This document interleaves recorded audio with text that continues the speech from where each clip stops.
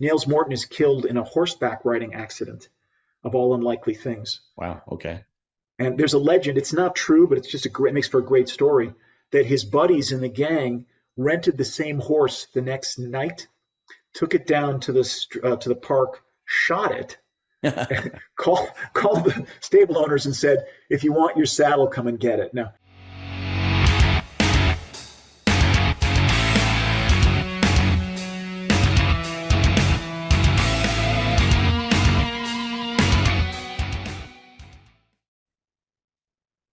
All right. Got a great guest on Serious and Silliness Outcast tonight. And remember, like, subscribe, and share, because I'm bringing you great content like this gentleman right here, Professor Joe Strauss. Sorry, Kraus. Oh, Kraus. I apologize. You know why? Because I apologize. Professor Joe Kraus. I have a good friend named Strauss. That's why. So Professor Joe Kraus from the University of Scranton, and he wrote a incredible book called the Kosher Capones. And what this book is basically about, which a lot of people don't know, is that there were a lot of organized crime in the early part of the 20th century that were Jewish. You know, you think of people that are Jewish and you think of more intellects or more CEOs or business savvy and so on and so forth, but they were a dominant force. So, Joe, why don't you give us a little bit of your background and then what made you decide to write this book? Sure. I'm an English professor, not a historian, and I come to history really with more of an emphasis on what I would think of the story and in history. If you want to think about it, it's embedded in the word right there. And it began to me as a story. My mother came to me. I was about 21, 22 years old, just out of college. And my mother came to me and she found a book with an obscure reference to someone she thought sounded like her father and her uncle, and describing how they'd been shot by a guy named Dean O'Banion, who was the boss of what eventually became the gang wiped out in the St. Valentine's Day Massacre. And so my mother literally came to me and said, Joey, is this how my father died? And I was struck by the fact that my own mother it turns out it's not how my grandfather died. It's a longer story than that if you want to get into it. But what struck me as remarkable was that within a space of a single generation, what was at one time major fact, there are all kinds of front page headlines in the Chicago papers describing this shooting, major fact goes from certainty to mystery, to a story that my mother doesn't even know. So I really set out to try to recover as much of this story as possible. And from that perspective, as I've broadened into not just my own family's experience, and not even just a Jewish gangster's experience, so that's my major focus, but to gangsters in general, really to the kind of question of what is the role of story and how we understand it as part of organized crime. Okay. It's interesting that you started this from an emotional attachment, if that makes sense. Because when your mom asks you to do something, you have no choice but to do it, right? I mean, you don't say no to mom. That's just. Yeah. But I would like you to get into the book a little bit, and I would like you to get into the specifics because this revolves around Chicago's Jewish gangsters. Mm-hmm. You know, we always hear about like maybe the Dutch Schultzes or who was the guy that fixed the 1919 World Series? Arnold Rothstein. Arnold Rothstein. And it's more complicated than that, actually. But okay. if we can get into it, but yeah. But we don't hear from the Chicago's end. In Chicago, you hear greatly about Capone, the Italians, the Irish. You don't hear about much of the Jewish gangsters from Chicago. So why don't you get into it a little bit? First things I did was I went to a used bookstore down the street when I was living in Chicago with my aunt. I just graduated from college. I couldn't afford my own place even, so she put me up in a back room. And I walked down the street, and the guy had on the shelf a book called The Rise and Fall of the Jewish Gangster in America by a guy named Albert Fried, which really, even 35, 40 years later, is one of the better books on the subject. And Fried talked all about New York. He talked about Boston. He talked about Minneapolis. He talked about a lot about Detroit, about Miami, about Las Vegas. He went all around the country. But then there's this amazing little chapter, not even a chapter, a paragraph. He describes, he overwrote a lot. The language is he's sort of an academic who's like slumming when he was writing this. But again, it was 40 some years ago. So the tone he's using is funny. But he said he lists a bunch of guys he got out of a single list from Chicago, including my grandfather and at least one of my great uncles. And he said, but the history of the Jewish gangster in Chicago is terra incognito. In other words, we don't know. We have no idea what's going on there.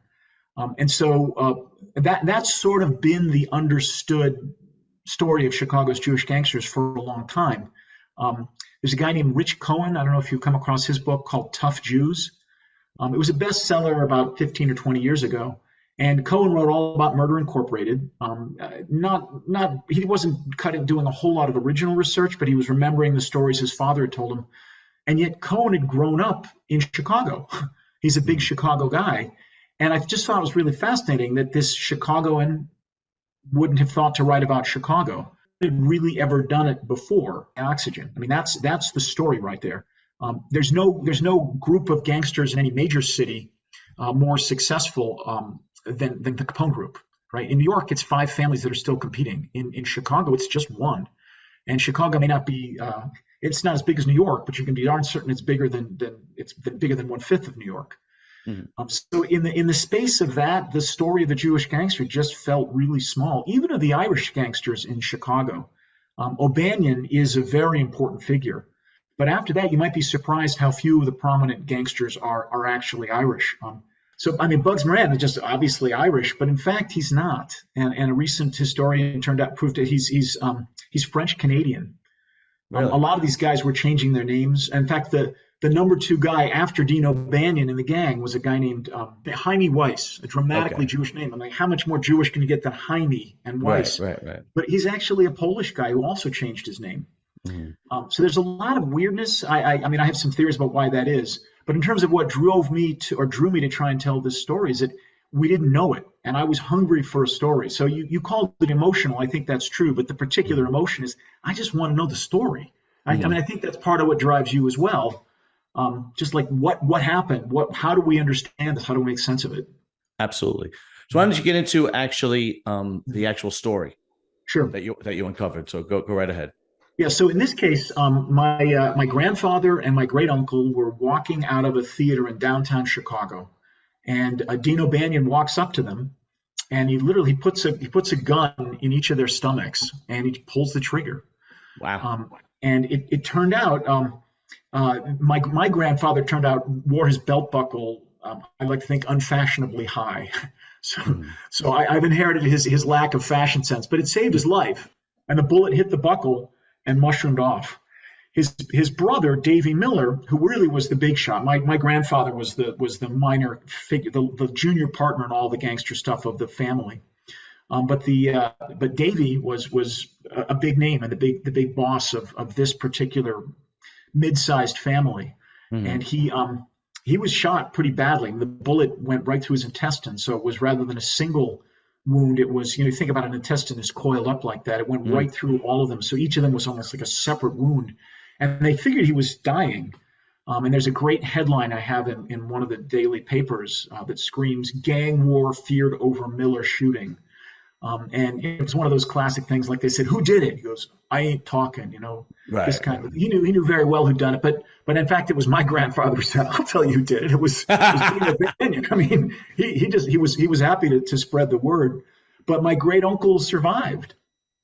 Wow. And it's pretty crazy. He gave an interview in a magazine called Collier's, which was, after Saturday Evening Post, probably the biggest weekly magazine in the country at the time. And this is a period before this is in the early 30s. So while there are beginning to be some radio stations, there's certainly no TV.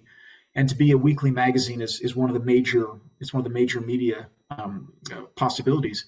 And in this interview, he says, it's a great line. He says something like, forget it. It's shooting the wrong man is like getting the wrong telephone number. And this kind of like, it's water under the bridge. It's all done. So he was, my great uncle was very much a tough guy. In fact, he was one of the founders of the Gold Gloves boxing competition. Really? Yeah. And so, and I believe the Golden Gloves started in Chicago and became a national phenomenon. But he was one of the guys who really got that going. And he was more famous as a boxing referee than as a gangster. But within his own neighborhood, he had this. So I've just told you the story of how I came to the story. Mhm. I'm not sure that's what you want, but the other side of it is what the story is, and that took me, as I like to say, I sort of dash it off in 30 some years, the book, right? Because it just figure it out piece by piece. But eventually, what I came to figure out was um, the Lower East Side in New York is where all the early immigrants clustered, and Jews in particular were predominant in that area. In Chicago, the sort of analog of that is called Maxwell Street. Mhm. I don't know if that's a name you're from. I think you're an East No. Coast guy. So, yeah, so Yeah, maybe you're I'm not from New familiar. York. Yeah. Yeah, yeah. Yeah. The accent was a tip off, but Yeah. but so Maxwell Street, like the Lower East Side, is the port of entry. It's the first stop for a lot of immigrants. And Mhm. so Maxwell Street, like the Lower East Side, bred its own kinds of gangsters. One of whom was a gangster-ish guy who owned a guy named Willie Block, owned a prominent bar where a lot of the tough guys hung out. And he married one of my grandfather's sisters. Really? Okay. So the family already had a kind of in. If Maxwell Street is like the Lower East Side, a neighborhood called Lawndale is like Brooklyn. I see. And it's where the next generation or next half generation of Jews tended to move and tended to kind of be uh, self-representing. So it's one of those Mhm. neighborhoods eventually that's the butcher shops have got signs in Yiddish. Yiddish is almost a second language in the community. At its peak in the late 20s, I think there were roughly 100,000 Jews in that neighborhood. Mhm. Which is about as many as I think there are roughly that many Jews in all of Chicago now. Maybe more. Don't quote me on those demographic numbers, Mhm. but it's the largest concentration of Jews in the history of Chicago, certainly, and certainly outside of New York, one of the largest concentrations you're going to find. So one of the things I learned that I found really fascinating is when the Jews first moved there, there was a lot of resistance. The Poles, most famously in that neighborhood, they were competing over city parks. Who gets to be out in the park? Who gets to play? What's happening like that? And so there was a lot of physical resistance on the part of Poles. And at one point, they even threatened what they called a pogrom. And my great uncle talked about that. Pogrom, I don't know if you're familiar with the term pogrom. Like No. it's an organized attack on Jews. So it's a word that comes out of Tsarist Russia. But a pogrom really meant like let's go kill the Jews Wow. is how it was carried out. Mhm. Um, so that's a little dramatic. This is not there wasn't going to be a massacre on the west side of Chicago. I don't think. But that Mhm. was the fear that a lot of them lived with because they come from Europe. This is still many of them first generation, many of them immigrants themselves, and others born to immigrant parents in the city. So there was all sorts of resistance, and I was aware early on because it was written about. There were battles, Jewish gangsters fighting Polish gangsters back and forth. But what really struck me was that the extent to which the gangsters pioneered this neighborhood on behalf of the Jews. So more than I would have expected. I would have expected Jews moved in and gangsters followed. Mhm. But I was really surprised to learn that a guy named Putty Annixter, it's spelled Putty. His full nickname was Putty Annixter, Okay. pronounced Putty, but spelled Putty, like you can manipulate things. So Love and Gotcha. Putty Annixter, because he could manipulate everybody was supposedly the thing. He's slightly older than a lot of these other guys. Mhm. So he's a little more established, and he opens a gambling club in about 1918, 1919. My great uncle is there roughly a year later, and that's really the dawn of Lawndale. Mhm. There are other businesses that open up, right? People move out there; they want more space, they want more opportunity to be, outside of the sweltering Maxwell Street, Lower East Side kind of everybody pressed together. Mhm. Um, but I was again struck by this degree to which the gangsters were there from the start and made possible much of this. So someone else before me, half a generation before me, did a bunch of oral histories of people who'd been helped out by Davy Miller. And I eventually I plotted them across Chicago, and they go they go to the farthest north of Chicago to way south, far west, Maxwell Street, but concentrated in this Lawndale area. And the deal was, if you were having trouble, you called Davy Miller's place, you called Willie Block's place, you called Putty Annixter's place, and that's where the tough guys hung out. And if you say, Mhm. look, someone's threatening to beat me up, these guys would show up, and so that's where it began. That's the good guy version. The bad guy version, of course, is that they ran a pretty serious gambling establishment, and I've got letters that were sort of in files to the newspaper. People saying, "Listen, my husband's lost every dollar we have. The family is starving. Davy Miller makes gambling so easy. Why don't you go shut him down?" But they were paying off the cops. There were four or five of them, depending on how you count, who were the brothers who were really involved. And as I say, one was a cop, and one was a boxing referee, and one was, by his own brother's admission, a full-on gangster, a racketeer who ran things. And my grandfather was sort of, as I say, a kind of lesser junior partner in all this, but I think he was largely responsible for bringing in booze from Detroit. So, what other kinds of illegal businesses would you say that besides gambling would the Jewish gangsters go with? Yeah. Well, definitely there was booze early on as well, this is during Prohibition, right? Yeah, this is during Prohibition. In fact, early. In fact, I'll stick to my family's side of things if I can, just to start. So gambling was the big one. I've heard FBI interview. I've talked with FBI agents who will say consistently, gambling is the lifeblood of the mob. That's where the money comes from. That's the most sustainable, consistent income. If you control gambling, you control everything else. It's not a victimless crime, but the victims come to you. The gangsters begin primarily as gamblers. Certainly the ones I'm looking at, and I think it's as a general rule. That's where most of gangster sort of income comes from. It's the lifeblood of the mob, as some FBI agents have put it. Now, back then, gambling is it what we think of in the movies, like these underground casinos with roulette tables and poker, or was it something a little different? It's a little of everything. So there's a lot of card game stuff going on. One of the ones in the Jewish underworld in particular, there's a game called Stuss, Stuss. I don't really know the rules of it, but it's a fairly complicated game that has to do with several cards that are being turned over. So you bet on the sort of each card being turned over. Okay. It's a variation. I can't even think. It's a variation on another game that was less popular among the Jews, and I think it just had a vogue of 15 or 20 years.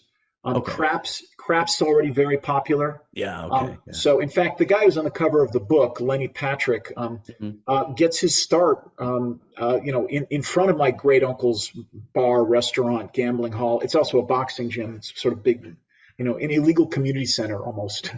And Lenny Patrick, as a kid, is running a craps game, not for the inside, but for the taxi drivers who are waiting in front, kind of a thing. So it's like on his knees.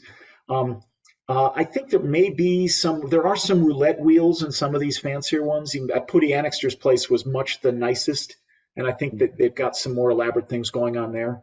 And believe it or not, horse racing is pretty big as well. Yes, by that point. yes, yeah. And and what makes that possible is access to what they call the wire. In other words, the racing wire. So the guys who are running the gambling have to have immediate opportunity to get the results. Otherwise, there's a lag, right? So if they're any slower than the gamblers are getting bets down after races have been determined. Gotcha. So in fact, there's a very important figure in Chicago Jewish history, and really national history, named Moses Annenberg, a Jewish guy who does come to control the racing wire. And from that, he parlays that into all kinds of owns a number of newspapers, and eventually his son invents TV Guide, the magazine. And so they're a very powerful family that begins with this in this world. And whether you want to call them gangsters, they certainly don't want to be called gangsters. I mean, they were very concerned about that image. So those are primarily, that's how gambling functions. When Prohibition starts, there are all of these opportunities immediately. And really all it takes is initially some sort of daring. It's a gun and some nerve, and you can really make a killing. You hope it's just metaphorical, but sometimes it's literal, right? Right. And so there is a historian who proposes that the first major crime in certainly Chicago Prohibition history takes place the night before Prohibition. begins. Mm. And it's supposedly my great uncle, Hershey, the not the referee, but the full on gangster racketeer, Mm. who robs a train, and manages to stick a bunch of its stuff into a truck, drives the truck to a guy named Samuel Nails Morton, and they begin an operation. And Morton eventually partners with Dean O'Banion, and that's where the North Side Gang is born, in that Wow. kind of moment. What's funny? It's like, you think about, it's like back then, it's almost like, why wouldn't you be a gangster? Right. Besides, because like there's no surveillance, there's no DNA, all you had was an eyewitness, and you could just scare the shit out of them, Mm-hmm. and it was fast money, everything was cash. Yeah. Of course, you had to be wary of the people you were working with, right? Yeah. But today, it's like between surveillance and DNA and the ringtone in your phone and so on, it's almost impossible to get Right. away with double parking, let alone creating a gambling ring. Right. Well, yeah. I think part of the answer to that is, and I've enjoyed some of your recent discussions, and sometimes I'm sort of like people you've interviewed recently. Alan Geik was really good, I thought, and you can't hear me; it's a recording, but I'm shouting at it with different takes, and yes, you're right, and that back and forth. So part of what I would argue is that there's a whole. If you think of a world of gangsters and you think of a world of straight people, in fact, there's a huge overlap, a huge Yes. gray area that's taking place, Yeah, and that's and true. some of the field of sociology, academic sociology, people like there's a department of sociology at the University of Scranton, sociology and criminal justice. In our case, it's just single department, but the original major figures in sociology were at the University of Chicago, Hmm. and so a lot of them early on studied the mob. That's how they did their academic work. There was a kind of a famous one of the famous guys, next generation, who was more famous kind of as a political activist. Literally sat in the lobby of the Congress Hotel and kept track of who was coming and going and trying to figure out just a sociology of the mob, who's a criminal. So what I would suggest is if you don't speak English, if you speak only Italian and Yiddish, or you're not sure how it works, if you're unsure of the sort of the rules of the world in some literal way, like what's legal, what's not legal, and if you have a sense that because you speak Italian or because you speak Yiddish, and you bump into some well-dressed American, to use air quotes, in the street, and who are the cops going to believe? I mean, you're guilty, it's still too often the case with African Americans today, right? Driving while Right. black is an unfortunate kind of name for just the fact that you don't feel you're going to get an even break. So Hmm. if that's the world you grow up in, on the one hand, you could be a criminal. On the other hand, you could follow a bunch of laws that aren't fully being enforced, or you can live in what these sociologists call an interstitial space, which I think is really, I mean, I'm not even going to pretend I understand the word in all the ways they use it, but I think of it like if you're weaving things together, it's where they're woven but not tight, and there are all kinds of spaces between it. So it's not a firm texture. It's a space with a lot of holes in it. And Right. it's in those holes that are sort of guilty, sort of not guilty, that people live. Um, and I mean, look, I'm a little older than you, but I don't think dramatically older. You know, I knew who bookies were, right? When I Yeah. moved to this town of Wilkes-Barre, just you go down to the, to I'll be deliberately vague, but there are businesses in downtown, and everyone tells you, yeah, you want to place a bet. Right. Right. Um, Right. Right. um, and I should add, in fact, the little small town where I live, not just Wilkes-Barre, but Kingston, next door to it, is where Russell Buffalino lived. The Ah. guy. Okay. So, I Sure. mean, so there's a lot of mob activity in this Mm. community. Mm. And why would anybody place a bet with a butcher or a barber when you could play the lottery? That's right. Yes. Yeah. But you still do it, right? Even now, it's still a part of that. So if you go back to 1919, say, why would you trust the law? So short of being a full-on gangster, You go to Davy Miller's, you go to Putty Annixer's, you put a bet down. Who cares? Who's going to bust you on it? Yeah, And right. it's in that space, I think, that gangsters, that certainly, I mean, that's where a lot of this organized crime emerges from. But the Hmm. people who are ultimately most successful are the most ruthless, right? Right, They're the right, right, right. most willing to kill. Um, uh, yeah, So that was actually my next question. sure. If you could speak about how the Jews and the Italians coexisted in Chicago at that Mhm. point, because during the Prohibition, the Italians were extremely powerful. Yeah, So if you could go on and try to explain that. sure. The short history in Chicago is that uh, when I mentioned my great uncle being someone who stole a bunch of booze right away, this is Chicago. People just go nuts immediately, and every neighborhood produces somebody who's a bootlegger, somebody who's brewing, distilling alcohol in the bathtub. And it's a pockmark of it's a patchwork of neighborhoods across the city real quickly. There's an Italian gang that begins early on, and in fact, they were initially sort of pimps.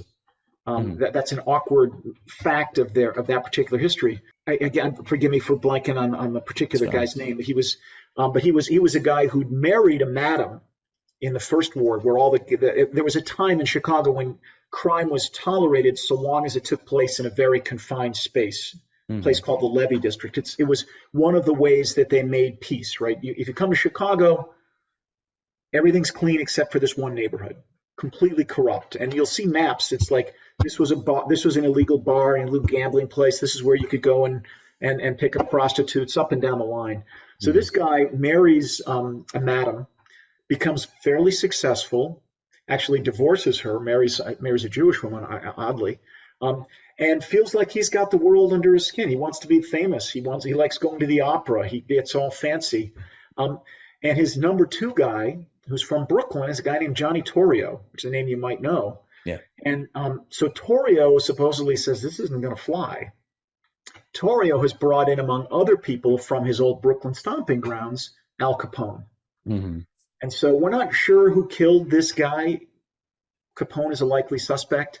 In the Hmm. famous movie, the original movie of Scarface, if you're familiar with it, I don't know if you've ever Sure. seen the original. The The original, original is, yeah, 1930 something or other, yeah, right? yeah, Yeah. that's written by a guy named Ben Hecht, who's a Chicago guy who knew all these people back and forth. So he and so he ascribes it to the Al Capone character. I um, see. Okay. Okay. that he's killed this original boss. But what happens then is this fairly well organized, well funded group of Italian Americans become the largest gang in what's originally just a patchwork of people doing this. Mm. And it's really Torrio who gets credited for saying, "Okay, enough fighting each other. Let's just whatever you got, you can keep." And so it's bizarre, but you can read in the newspaper, there are maps. This is the territory of the Torrio gang. This is the territory of the West Side O'Donnells. This is the territory of the South Side O'Donnells. This is the territory of Jews that are on the West Side. In some of the early maps, you'll see my family represented. They get squeezed out fairly quickly in the booze. They go into other things. They stay with gambling. They go into other things, and by the early 30s, are pretty much squeezed out altogether. Mm. But that's sort of where they are. But there are literal maps that go along with this. That's Um, and, interesting. and the short history there is that it's originally a coalition, a confederacy is how I like to call it in the book. Um, the second largest gang here is on the north side, and that's the one that Dino Banyan is sort of head of. Not sort, he is the head of, especially after Mm. Nails Morton, who's often seen as his co-founder. Nails Morton is killed in a horseback riding accident, of all unlikely things. Wow. Okay. And there's a legend. It's not true, but it makes for a great story, that his buddies in the gang rented the same horse the next night, took it down to the park, shot it, called the stable owners and said, "If you want your saddle, come and get it." Now, unfortunately, that's just a legend. But I told Yeah. you I'm interested in stories, right? And Yeah. that people believed that to be true for 50 years. Right. And it sort of fueled how we saw some of these guys. These were all crazy guys, is sort of the thinking. They kill horses like this. Right. It's probably a small piece of what inspires The Godfather, right? Because there's a horse that's killed. Sure. So those stories just get reinvented and repurposed, but they all eventually go toward this idea of how frightening these guys are. Right. Right. So the North Side Gang under O'Banion is number two in all of this, but they start getting itchy and they want a little more and a little more and a little more. And so one of the ways it ties back into my family is that, I mean, one of the guys walking alongside Dean O'Banion is a Jewish guy, a former boxer, a guy named Yankee Schwartz. And Yankee Schwartz is supposedly, as I sort of read it now, is Dean O'Banion's candidate to take over from my family. Okay. And that's so the idea is if they kill off the Miller brothers, well then this guy moves in and there's a Jewish gangster affiliated with the North Side Gang as opposed to someone more or less affiliated with the Capone gang. I see. Okay. And so in that shifting back and forth, the North Side Gang gets more and more aggressive. And within a couple of years, they try to kill Johnny Torrio. I think it's even a couple of months. And that's when all hell breaks loose. Torrio actually leaves town. He says, I've had enough. This is crazy. I'm going back to Brooklyn where it's safe. So take that, New York, right? Yeah. Right. And that's when the famous beer war happens. And it's a back and forth. Scarface actually does a pretty good job of summarizing the original one, of summarizing how it takes place. But so O'Banion, weirdly, and it's a true story, O'Banion owned a flower shop. Like when he wasn't killing people, he was literally selling flowers. Three people, we don't know who they were for certain. There are some people who speculate. Three people walked in to buy flowers for the funeral of what is essentially the boss of the Mafia. And I use that term carefully because Capone is not a mafiosi. He's not. The Mafia was a Sicilian group. Capone is Neapolitan. So it's different. And there are real conflicts. The Capone gang, the Italians beat the Sicilians in Chicago. In New York, the Sicilians beat the Italians. So that's an already interesting. And you don't, as a New Yorker, you probably don't hear that so much. But that's the version from the Midwest. It took a different kind of tack. Okay. And so in that context, Capone just goes crazy. That's where they start bringing out machine guns and shooting people back and forth. They managed to kill Jaime Weiss, who's kind of the number two guy. They kill a guy named Schemer Drucci. The North Side gang bosses start falling one after another.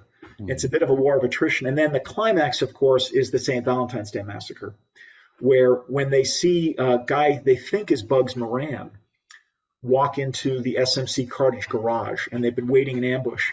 And then it's not the Capone gang directly. In fact, it may well have been Jewish gangsters from Detroit. Purple Gang members is one of the theories. There are a lot of theories about who it was. They come in masquerading as police officers.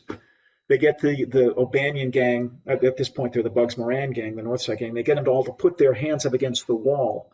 And I'm sure you've seen this reenacted, as most of your listeners probably have too. But they're up against the wall, expecting a kind of frisk, tell us your story, and they just open up with machine guns. Right. So, right. yeah. Now let's clear one thing up. Sure. Because I'm from New York.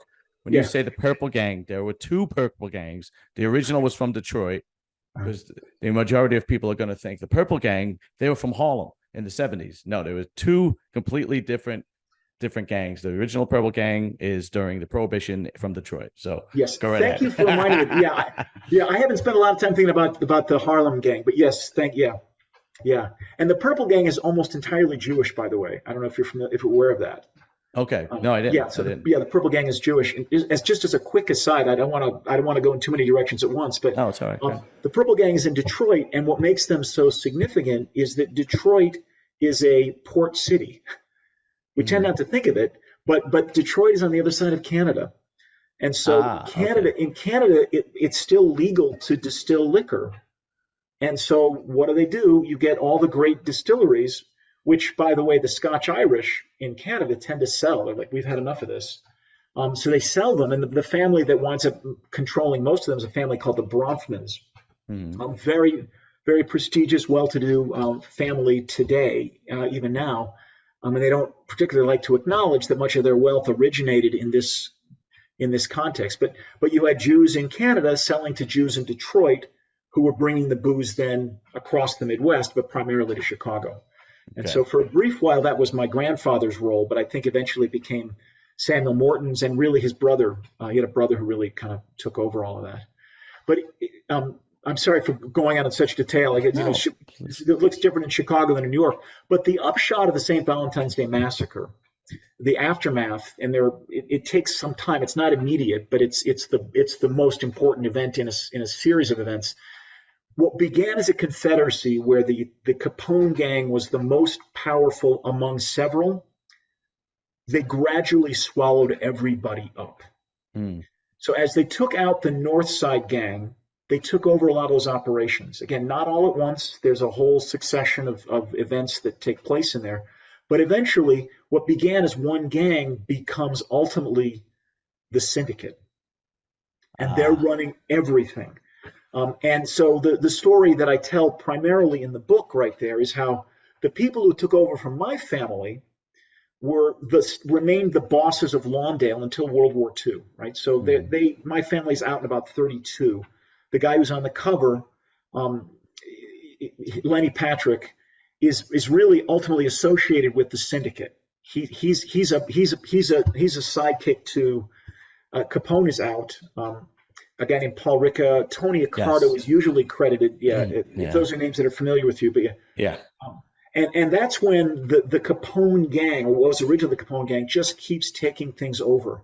And so the guy who basically succeeded my family, there's Putty Annixter, and his sidekick is a guy named Zuki the Bookie Zuckerman. And Zuki the Bookie is the boss of Lawndale. He's the Jewish boss of Lawndale.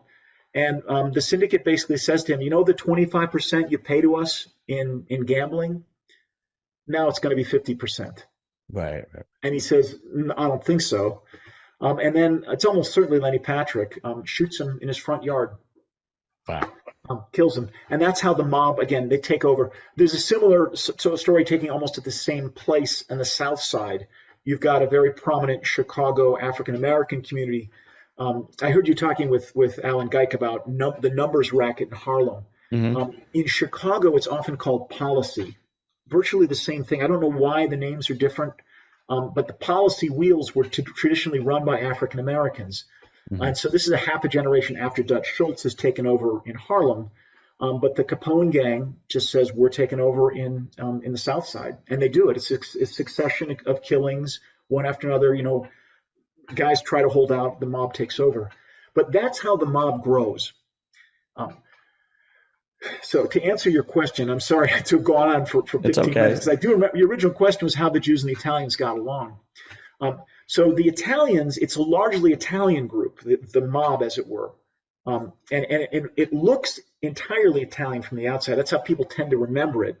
And it has succeeded in kind of pushing everybody else out, including the guys I trace most carefully, who are what I call the independent gangsters. There are gangsters, Jewish gangsters, affiliated with the syndicate, though. Again, the guy on the cover, Lenny Patrick, is part of the mob from. He gets out of jail in about 43. So from 1943 until the late 80s, he's a central figure in the mob. We know this. He's got a partner named Davey Yaris, who is a really important hitman for the Chicago outfit. And there's just an incredible recording about how he talks about how much he loves to hit people. He wants to kill. He wants to shove an axe in somebody's face. These are FBI wiretaps that we're aware of and we know. And in all of that, the guy who's most interesting, and if I ever do another book on all this, it would probably be on this guy, because I think through him we can tell this whole story. It's a guy named Jack Guzik. His nickname is Greasy Thumb. I don't know if that's at all familiar to you. No. He's the most important Jewish gangster in Chicago history. Okay. And part of the reason he's important is because he's Al Capone's best friend. Okay. So this is to answer your question about the Jewish-Italian kind of friendship, as it were. It's a literal friendship. So Capone he's originally a kind of a thug for hire. But if you're of that generation, when there is no organized crime. I mean, organized crime is small, I should say. It's relatively small time, and then prohibition comes in, and the money is so dramatic that it changes everything. Right. I once heard a historian say that before prohibition, the politicians ran the gangsters. After prohibition, the gangsters ran the politicians. Okay. Because the money is so much more dramatic. It shifts everything. Okay. And that's you can see some of that taking place in Chicago, where we had one of the most wonderfully corrupt mayors in history. Big Bill Thompson was just. I think we all have one of those. Yeah, yeah. I know New York's got its share, but in Chicago, we tend to think we're not the second seed when it comes to corruption. Is kind of how we look at it, right? We got that one. So Guzik and Capone are good pals, and Capone is originally kind of a thug for hire. But very quickly, especially after Torrio was shot, he's the number one guy, and you don't risk all of that. The last time Al Capone is in any serious legal jeopardy before the whole income tax thing is when Guzik was at a bar and insulted by someone else in the bar, and supposedly the guy literally made him cry. Guzik was. In my imagination, a lot like they talk about the Bulls general manager, Jerry Kraus. I don't know if you're familiar with him. No, but go ahead.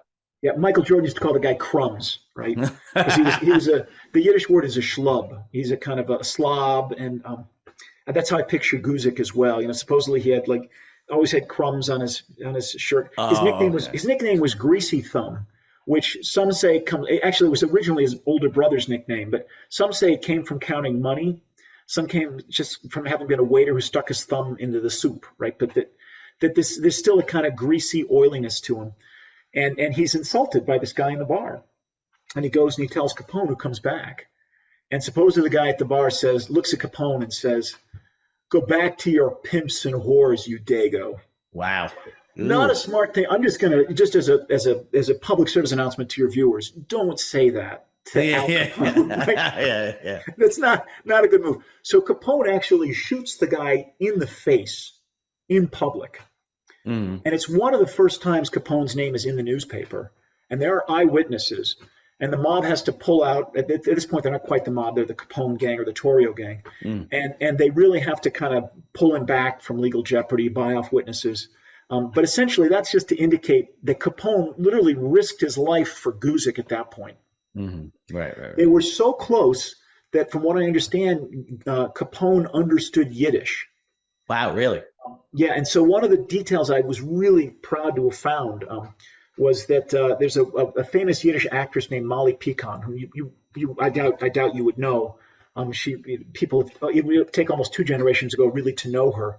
But she was a leading Yiddish actress, and just in some small interview I found, way in some corner of some place, she said that she'd had only 2 command performances in her life, and one of them was for Al Capone. He wanted to hear her tell stories. So that's the degree to which Capone understood Yiddish. And at the same token, there's a Jewish tradition of going to what they call the schwitz, the steam room. I don't know if you've heard of this. No. And so I don't think it's a tradition in the New York mobs, but in Chicago, even in the Italian mob, they would go to the steam room, to the schwitz. And my extrapolation is that Capone picked up on the habit because he was friends with Guzik, and Guzik said, "Hey, let's do this." And so in fact, there's some really funny FBI files from the 60s where they're beginning to pursue the mob. And they've got FBI agents who go into the schwitz, like they're in towels. They're not you can't exactly wear a wire, but it's not something that happened in other parts of the country. So that's a peculiar quality in which the Jews of what we tend to think of as the mob were often very important. And in fact, there are a number of important non-Italians in the mob in Chicago. I have 2 more questions for you. Sure. The next question, nobody really ever thinks of, but during Prohibition, like you said, there was a tremendous amount of money going on and corruption, so on and so forth. But then Prohibition ends.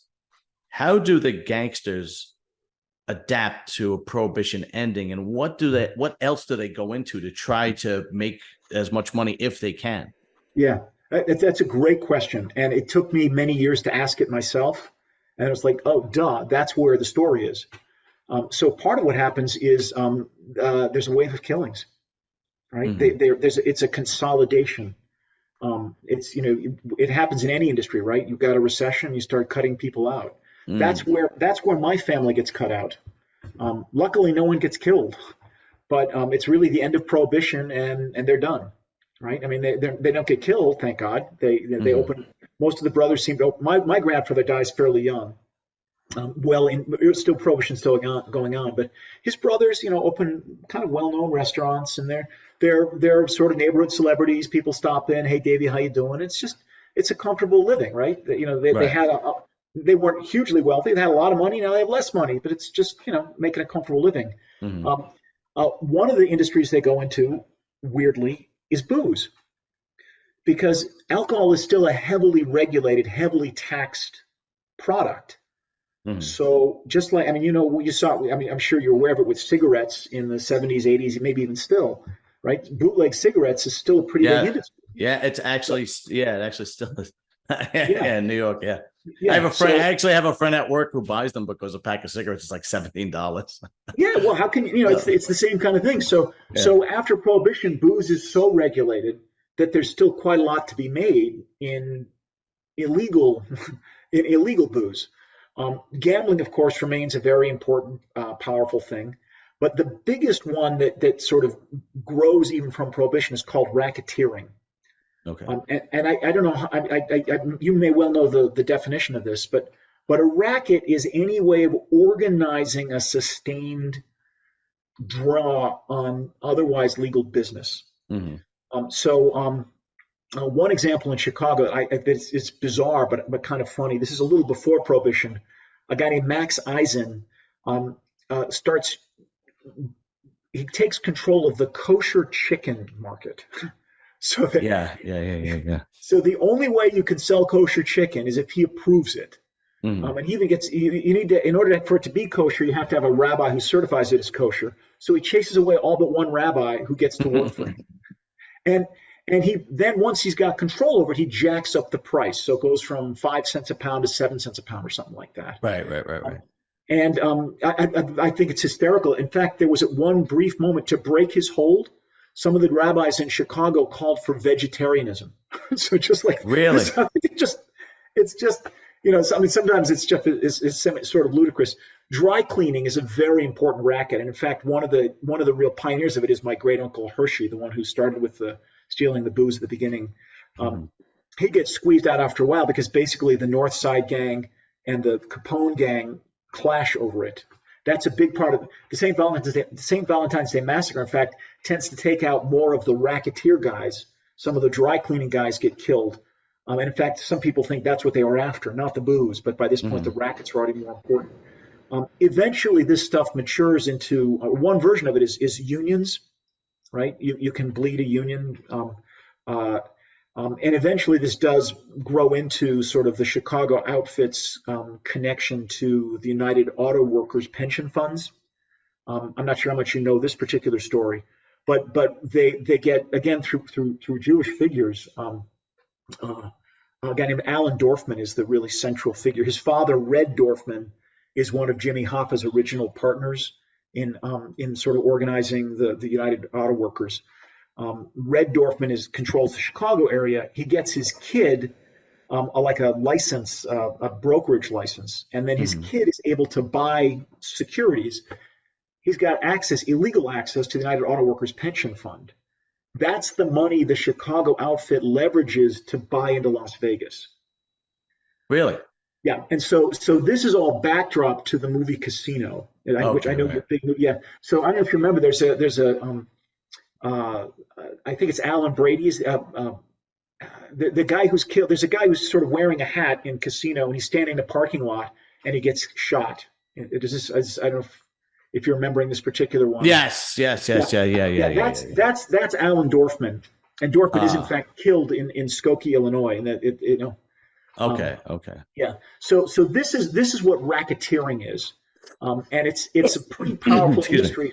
Yeah, so they'll take over. I mean, you might think a shakedown is a very basic form of racketeering, right? Right, right, Say right, to somebody, "Look, we're gonna kill you unless you pay us money." right, Uh, right, right. Now that doesn't work real well if you come to me. I'm a college professor, right? I'm like, I don't have any money, right? But Yeah, but I'm also, if some guy walks into my office and says, if you don't get my kid an A, I'm going to shoot you. I'm like, well, I go to the cops. right. Right. So what they do is they find people who are already a little compromised, right? They Mm, find people who hire a lot of undocumented workers, or they find people who are behind in their betting. They find people who may have taken out and falsified their taxes. They find people who are in that, again, that interstitial space, right? Now we're a generation or two later, but there's still right. people who live in the gray area, and those are the people they shake down. It sounds like the people that survived in the underworld after Prohibition were a lot more sophisticated. Absolutely. That's Yeah. what it sounds like. Yeah. And again, I apologize because I know I said two more questions, but another question Okay. popped up from here. Yeah. Yeah. No, I'm happy to talk as long as you got. Yeah. When Prohibition ended, were there distilleries or legal distilleries or I don't know, places that you'd make Yeah. booze that became legitimate? And did any of the Jewish gangsters become legitimized within the now legal liquor business? Lots of them. Okay, that's what I thought. Okay. It's just an incredible coincidence that a lot of the people who are making money on illegal booze were making money on legal booze.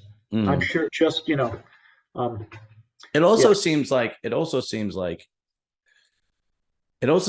the Jewish gangsters were a lot more sophisticated and the Italians were more like ruthless and thugs because the Jews don't really have generation after generation of being gangsters. They kind of bring themselves to new heights, and they become businessmen, and they become they go into Hollywood, they go into jewelry, they go into all different types of technology and CEOs and so on and so forth. They seem to be a lot. They seem to realize that life isn't going to be very glamorous, so they raise themselves out of it. If that makes Um, sense. yeah, no, I hear it, and I mean, lots of people say that, and I mean, that is the majority way of looking at it, and I have to acknowledge there's a general truth to it, but I do think it's more complicated. Okay. A part of it is that there are plenty of Italians who succeeded in business with a push from sort of the mob in illegal ways. They're hugely successful people, and I mean, I'm sure you know them around New York. I don't know that I want to name names, No, I but understand. yeah, but there are many very successful Italian American owned businesses that have their roots in not necessarily actual gangsters, but the people who knew the gangsters, right? You get a Hmm. bump, you get a push, right? Um, uh, and this, by the same token, there are more Jews than often get acknowledged who are in sort of that second generation. So the guy on the cover, well, Meyer Lansky, most famously, I know you've spoken about Lansky, and Lansky's son famously went to West Point and didn't want anything to do with him. And then another of his sons was physically disabled, and Wow. eventually, there's a terrific, one of the best organized crime books I've ever read is called Little Man, Meyer Lansky and the Gangster Life, and that author he's really one of the best. Hmm. Um, uh, and his primary source for that is Lansky's sort of son who's got physical disabilities. Um, but Lansky had a stepson who wound up shot and buried in the shot and put into a trunk. Right. So in many ways, the Hmm. kid he raised was killed. The partner of the guy on the cover of the book, Davy Yaris, had two kids who were both killed in mob conflict. And this is fairly late. This is mid to late 70s that these things are taking Really? place. Okay. Okay. All right. Um, uh, but I think in general what you say is true, but it's true in part because the neighborhoods that bred crime in the Jewish context evaporated, right? Right. Right. Right. In general, the Jews are about a generation ahead of the Italians in terms of assimilation. Yeah. Um, so I Yeah. mean, they're moving out of Brooklyn by the time it's just there aren't kids to do that. Right. Right. Right. Right. No, and I fully agree. I had interviewed Myron Sugarman Yes. Yeah. Yeah. And I had asked him that question. Well, the question was more specific. I asked him, Yeah. why do you think the Jews kind of elevated themselves to greater heights, and the Italians kind of always kind of stayed in the street? And he said that he believed that it was cultural. But what was your, obviously what you're saying is completely true. It's never black and white. There's always a gray area where some Jews are still intertwined and some Italians go, legitimize themselves. But why do you think that? Why do you think? Because it's not well, the first time I ever heard of an Italian gangster saying that this life is not suited for my children was when I interviewed Rita Gigante, and she said her father, Vinny the Chin, told his son, her brothers, his kids, saying that this life dies with me. You're not going into this life. But why does it take so long?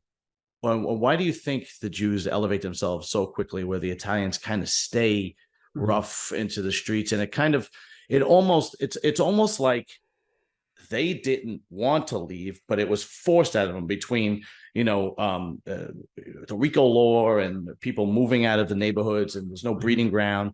Otherwise, it would have just continued. Why do you think that there's such a drastic difference? Well, I think it's a little less drastic than a lot of people see it. Was part of what I would say, and I don't like to ascribe it too much to cultural stuff. I mean, because I know enough Italian Americans to know they love their kids every bit as much as Jews love their kids, right? You want your kid to be safe. You don't want them to get hurt. I think it's probably true that you have a greater the Italian immigrant culture remains sort of neighborhoodized or even ghettoized longer than Jewish culture does. The Jewish neighborhoods do. Jews, I think, tend to have a little more economic success more quickly and more broadly, right? So there are plenty of Italian Americans making lots of money, and there are plenty of Jews who are in poverty. But the distribution is a little different. Jews, I think, economically tend to do a little better. That may have some cultural implications, and some of it's opportunity too, right? As certainly in New York, but across the country, as Italian Americans exercise more and more control over larger swaths of organized crime, there's just less room for Jews, right? You have less opportunity to bring them in. I'm not as sold as some people are on this notion that you have to be a made man, you're in or you're not in. That's bullshit. If you make money, you're okay. Yes. No. That's certainly my experience as not a criminologist, but someone who reads a lot of that stuff and coming at it from a different angle. If you make the money, as you say, you're in. You're fine. But just that said, it's easier and easier to do it as an Italian American, right? You're acculturated into it. You're recruited from that space. Many of the later leading Italian American crime figures are actually Italian, right? There's a new wave of people who come over in the 50s. Right, that's right. And so that reinvigorate, and you're borrowing from the established Mafia and Camorra in Italy. And there really isn't an opportunity for that in the Jewish world in the same way. You do have it in the 70s. You get some of the Russians who come over. That's another wave of Jews who come to the United States and sort of get involved in organized crime. I don't have an exact answer other than it's so impressive about how the Jews escalated themselves so quickly. And even when you go to today, I mean, you look at Hollywood, you look at major financial institutions, and Jewish people just dominate, just completely dominate. And one of the examples I always say is like, and I guess, I would, if I was Jewish, I'd probably do the same thing, right? Well, what I'm trying to say is in Hollywood, and this is one reason why you could see that they are completely in control in Hollywood, is that they make movies that want to make money, which is fine. They want to sell globally, right? So they do the Marvel, the superhero movie, the remakes, right? And you could sell them globally. They're going to sell in India, they're going to sell in China, they're going to sell in Russia, they're going to sell in everybody's going to go see them. But every year there's at least 2 or 3 World War II movies that aren't going to sell overseas, but they're still made. And the last one, and I actually didn't see it, but I heard it was a fantastic movie. The last one was about the atomic bomb. I forgot the guy who invented Oppenheimer. I heard the movie was tremendous, but I did not get to see it. Yeah, I haven't seen it either, and it's supposed to be terrific. But I would push back a little bit. Okay. Jews absolutely founded Hollywood. We know that. Yeah. Right. Right. Yeah, Right. Right. that's a historical fact.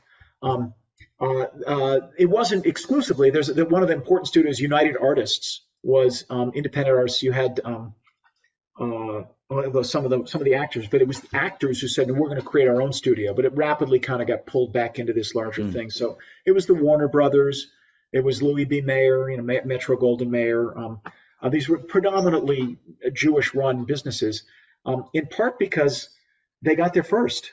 It's Right. it's Right. Right. Right. it's a little bit like there's this prohibition moment when no one's selling booze, and then suddenly everybody's selling booze. And there's this Hollywood moment when there's no such thing as Hollywood, and then Hollywood is everything. It's raking in the dollars.